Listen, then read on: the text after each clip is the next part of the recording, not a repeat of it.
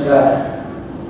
Question says, when the Prophet Musa alayhi salam told our Prophet Muhammad sallallahu alaihi wasallam about the 5 daily prayers, was he in Jannah?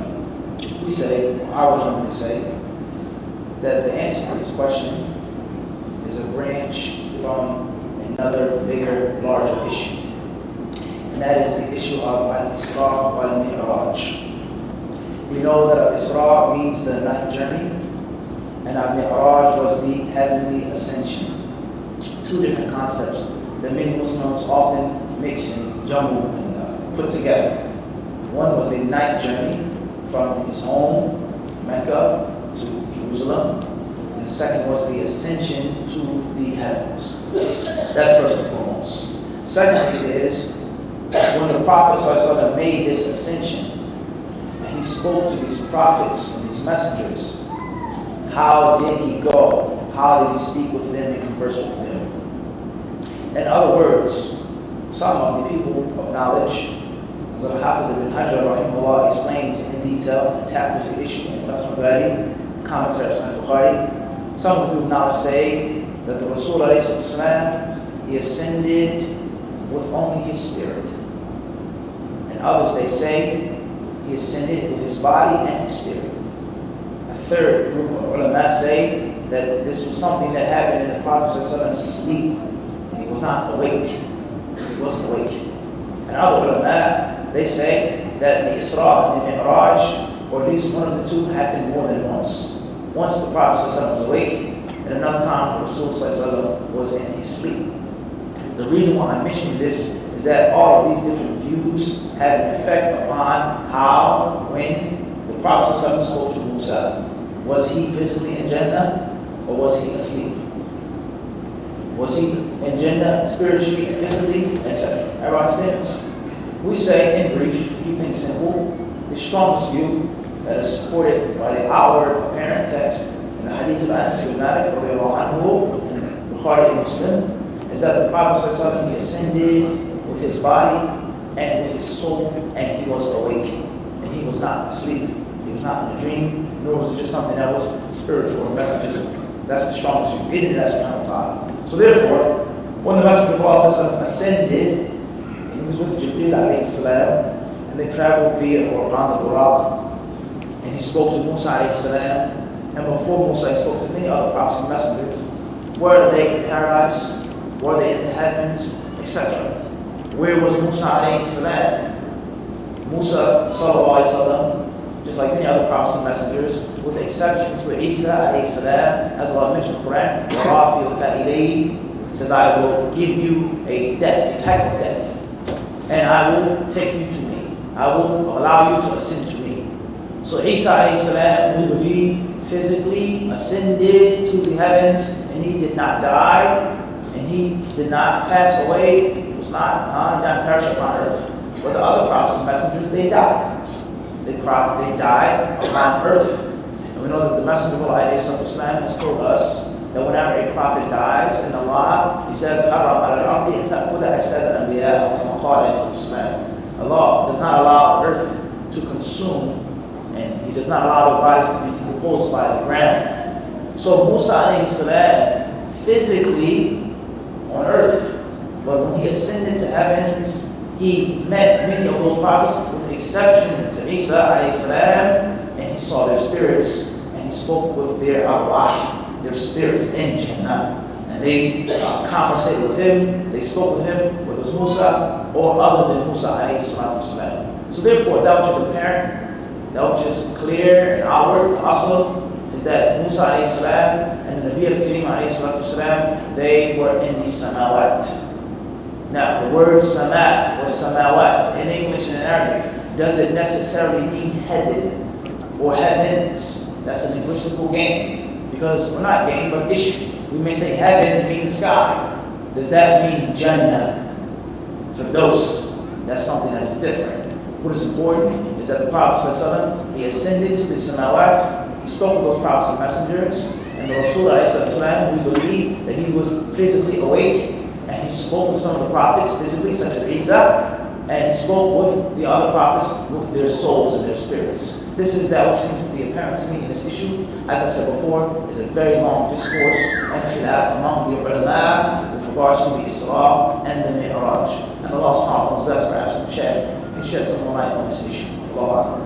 And I think that very important when you talk about the terminology, using the correct terminology.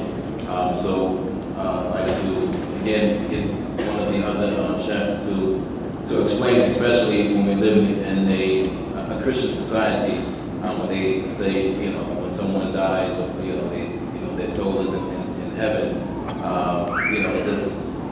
Even some of the Muslims, they make this translation in regards to paradise and heaven. So if anyone wants to actually add something to that in regards to, what is the difference between heaven and paradise as we understand it versus how Christians may understand it. With regards to the question, when we ask questions, just an advice to myself and everyone. Mashallah, that question is valid, but we need to be more concerned to what is benefiting to us. Imam Ahmad, rahimahullah, somebody asked him, هل يأجوج ومأجوج مسلمون? Is Ya'juj and Ma'juj a Muslim? It's a valid question because the Hadith are destroying the soul. So Imam Ahmad answered him back, said, أحكمت العلم لتسأل هذا السؤال. Did you get the ilm, mashallah, very tight, and you want everything is finished, you acquired all the knowledge, and this is what is left? But I mean, mashallah, this is a good question. I'm not saying anything, but what is more important for us is what's for us, for our benefit and our deen, and so on and so on. Great.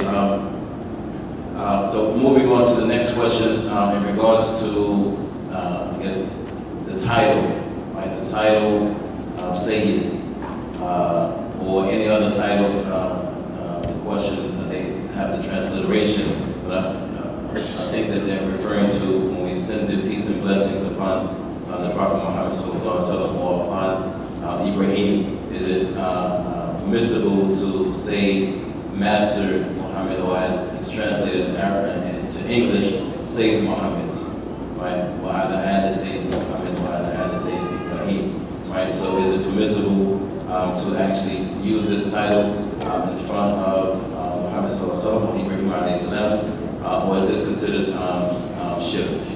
And should we refer to them as our prophet and not master?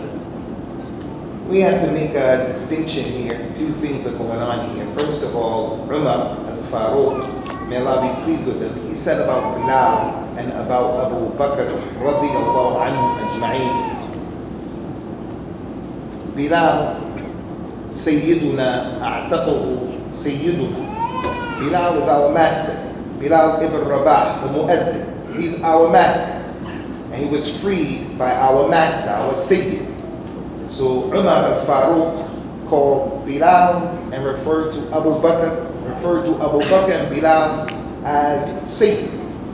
So if that's the case, then if anybody deserves to be a Sayyid, it is the Khatam of the Anbiya, the Rasul, Muhammad sallallahu alayhi wa sallam, who said about himself, sallallahu alayhi wa sallam, Ana Sayyidu Bani Adam wa la fakhr. I am the Sayyid of all of Adam's children. I'm the best of them. I'm the master, I'm the best of them. So if a person outside of prayer wants to say, for an example, Sayyiduna Ibrahim, Sayyiduna Isa, salawatullahi wassalamu alayhi, this is permissible. This is permissible. No problem with that. But inside of the salat, the Nabi sallallahu alayhi wa sallam told the people, Sallu kama ra'aytumuni usalli.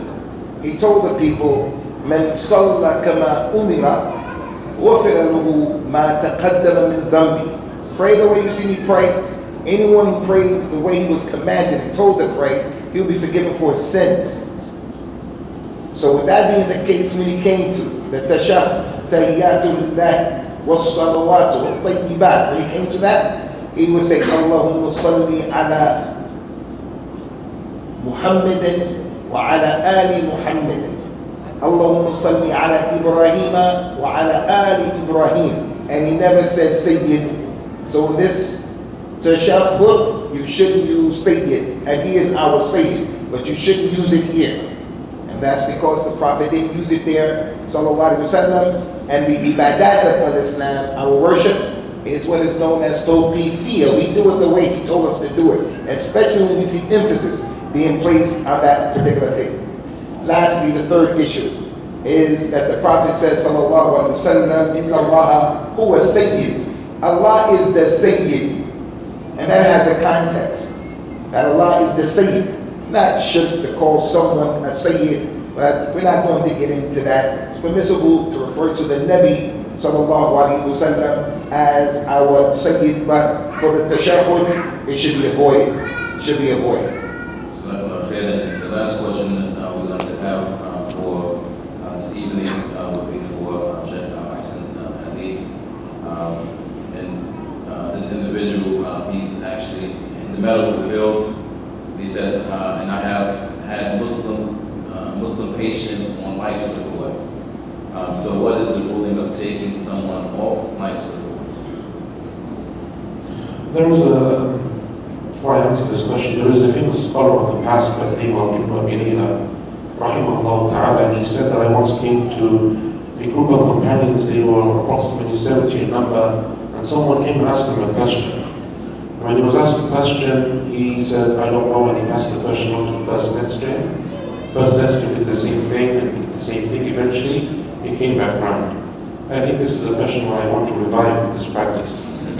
So I want to pass it on to Sheikh.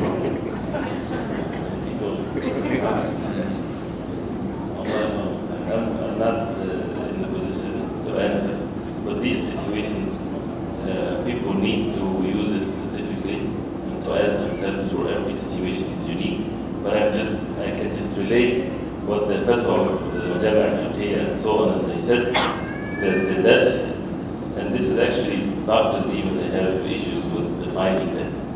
And when death is there, it's not about the heart stopping, it's about the brain being dead.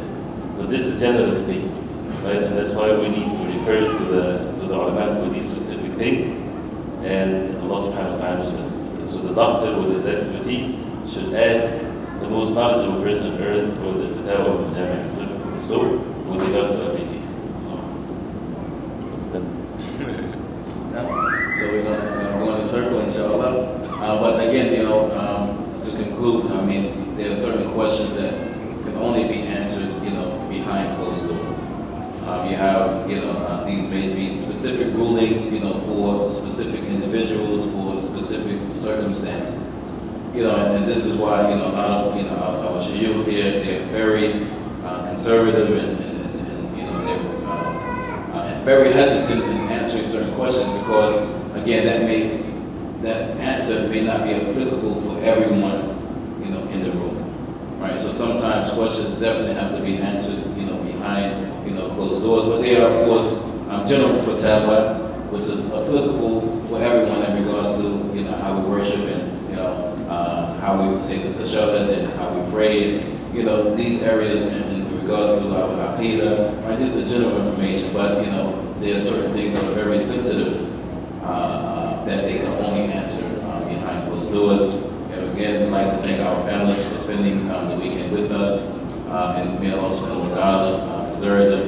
And may Allah subhanahu wa ta'ala reward them for their efforts and everything that they're doing for the Muslim Ummah. And may Allah subhanahu wa ta'ala again forgive us of our shortcomings, forgive us of our sins. And may Allah subhanahu wa ta'ala allow us to benefit from the knowledge that we have learned, and also may Allah subhanahu wa ta'ala increase us in beneficial knowledge. Jazakumullahu khair. Wa subhanahu wa ta'ala.